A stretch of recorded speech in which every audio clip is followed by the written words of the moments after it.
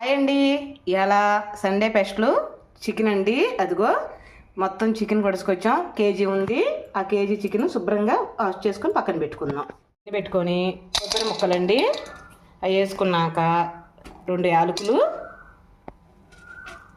ఇదిగో చెక్క, 4-5 లవంగాయలు మంచిగా కొంచెం దోరగా వేసుకుందాం.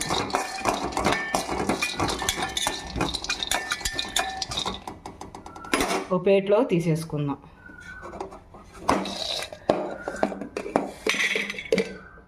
స్టవ్ మీద గిన్నె పెట్టేసుకొని ఆయిల్ పోసుకుందామండి. 3 స్పూన్లు చాలు. బాగా వేడెక్కాక నేను ఉప్పు కారం అయితే చికెన్లో కలిపి పెట్టుకోలేదండి. ఇప్పుడు దాంట్లో డైరెక్ట్గా వేసేస్తున్నాను. కొంచెం ఆయిల్ వేడెక్కింది, చికెన్ వేసేసుకుందాం.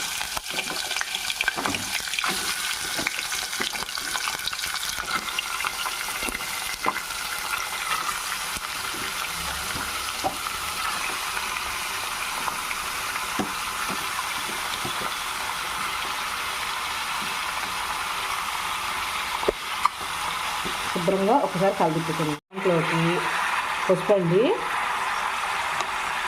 రుచికి తగ్గట్టు కల్లుప్పు, అది బాగా పైకి కిందకి ఒక చుట్టూ ఎగరేసుకుంది.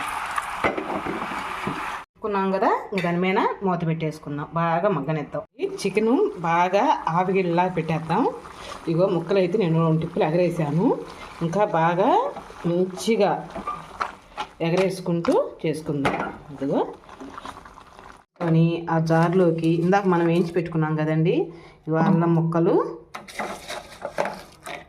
చిన్నుల్లిపాయలు, కొబ్బరి ముక్కలు అన్నీ వేయించుకున్నాంగా, యాలకులు అవన్నీ, అవి కూడా దీంట్లో వేసేసుకుందాం. మెత్తగా పేస్ట్ చేసుకుందాం. మేము గిన్నె పెట్టుకొని 2 స్పూన్లు ఆయిల్ అండి, మరింత వేయట్లేదు. ఇందాక ఆల్రెడీ వేసాము ఆయిల్ పెట్టుకోవడానికి. ఇంకా అది కొంచెం వేడెక్కగానే జీలకర్ర,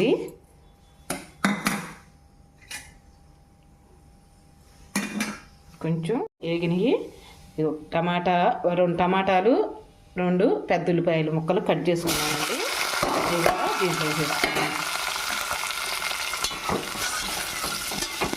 మంచిగా టమాటా ముక్కలన్నీ మెత్తగా మగ్గిపోవాలి.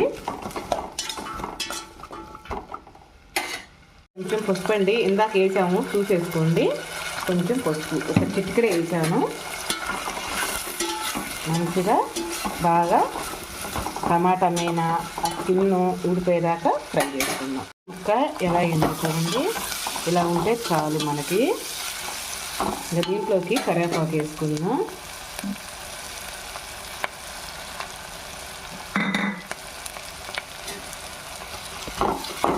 అది కూడా కొంచెం మగ్గనిద్దాం. కూడా మగ్గాక కొంచెం చిన్నుల్లిపాయ పేస్ట్ చేసాను చూడు, ఇందాక అన్నీ వేసి అది వేసుకుందాం. అది పచ్చి వాసన పోయేదాకా మనం ఫ్రై చేసుకుందాం.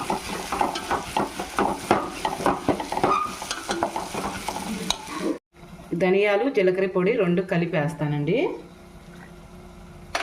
తర్వాత 2 స్పూన్లు కారం వేసుకుందాం.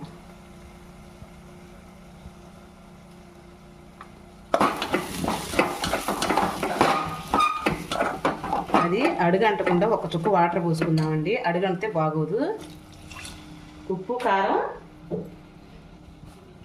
కారం అన్నీ సమానంగా పడతాయి.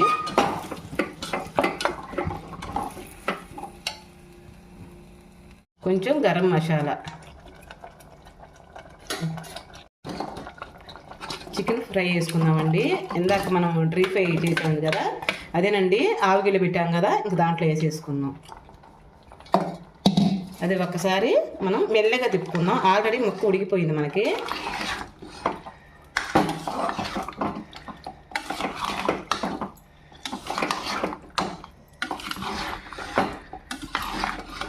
ఇంకొకరు మొగ్గనిద్దాము. దీంట్లోనే చాలేదండి, అందుకని కొంచెం సాల్ట్ వేసుకుంటున్నాను. ఇందాక ఆవిగిళ్ళు పెట్టేటప్పుడు కల్లుప్పు వేసాను చూడండి, అది సరిపోలేదు, అందుకని కొంచెం వేస్తున్నాను. మనకి చికెన్లో ఉన్న నీళ్లు కాసిన కూసుని ఉంటాయి కదండి, అవి కూడా పైకి తేలింది చూసారా.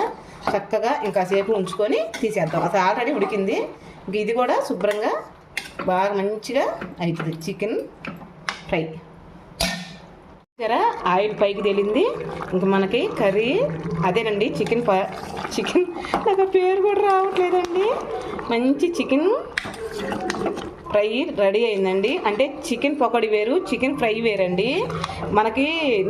మీకు ఐడియా ఉందో లేదో, అమ్మవాళ్ళు ఆవిగిళ్ళు పెట్టి సాయంత్రం పూట వండుకునేవాళ్ళు. అంటే అప్పుడు ఉమ్మడి కుటుంబాలు కదండి, అప్పుడు బాగుండేది. అలా చేశాను నేను ఇవాళ. ఇలా ఒక్కసారి ట్రై చేయండి, మీకు నచ్చితేనే ఒక లైక్, ఒక కామెంట్. ఇదిగోండి మనకి చికెన్ రెడీ అయింది. చికెన్ ఫ్రై అండి. పకోడీ వేరు, ఫ్రై వేరు. అసలు బాగా కుదిరింది కూడా. చూడండి ఎంత చక్కగా ఉందో. మనకి రైస్లోకైనా, చపాతీలోకైనా, జొన్న రొట్టెలోకైనా, రాగి ముద్దలోకైనా, దేంట్లోకైనా బాగుంటుంది. మీకు కనుక ఆ వీడియో నచ్చితే ఒక లైక్ చేసి ఒక కామెంట్ చేయరా. రేపు మంచి వీడియోతో మీ ముందరకు వచ్చేస్తాను. అంతవరకు బాయ్ అండి.